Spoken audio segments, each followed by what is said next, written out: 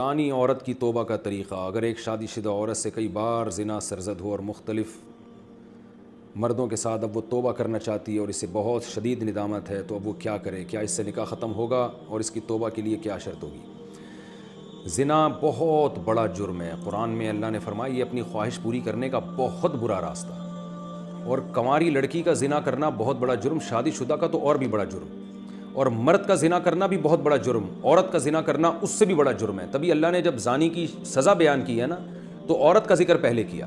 قرآن ہر چیز میں مرد کو پہلے ذکر کرتا ہے، عورت کا بعد میں۔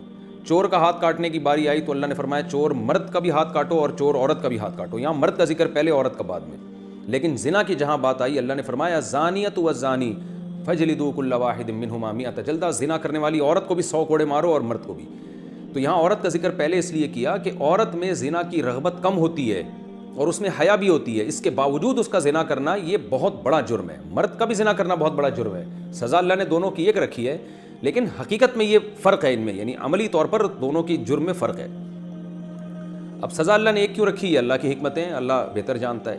تو شادی شدہ عورت اگر زنا کرے تو یہ اتنا بدبودار جرم ہے کہ قرآن کہتا ہے کہ اگر یہ ثابت ہو جائے گواہوں سے اور اقرار سے ایک مخصوص طریقے سے، تو ان کو زمین میں گاڑ کے پتھروں سے ہلاک کر دو۔ اس لیے بھائی اگر کسی عورت سے بھی یہ جرم ہوا ہے یا مرد سے، تو یہ بہت بڑا جرم ہے، ہلکا نہیں ہے۔ اب اسلامی حکومت نہیں ہے، لہذا اللہ نے پردہ ڈالا ہوا ہے اگر جرم کے اوپر، تو اب سزا تو جاری نہیں ہوگی رجم والی، اور وہ اپنے اوپر خود سے جا کے جاری کروانا بھی کوئی شریعت میں اچھا کام نہیں ہے۔ اب یہ ہے کہ چھپ کے گڑ گڑا کے اللہ سے بہت زیادہ توبہ کرے۔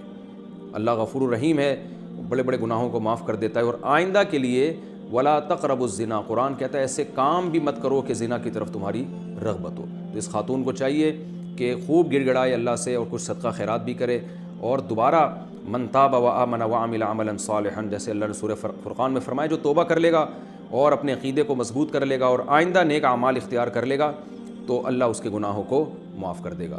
تو ان کو چاہیے خوب اللہ سے توبہ کریں اور آئندہ کے لیے اپنی زندگی تبدیل کر دیں۔ اللہ غفور الرحیم ہے، اور پھر سچی توبہ کرنے کے بعد اس جرم کو بھول جائیں، نہ کسی کے سامنے تذکرہ کریں، نہ خود سوچیں ایسے جیسے کبھی کیا ہی نہیں ہے، ایسے اپنے بارے میں یہ ذہن میں رکھیں کہ جیسے میں نے کبھی یہ کیا ہی نہیں ہے، بار بار اس کو سوچیں نہیں پھر۔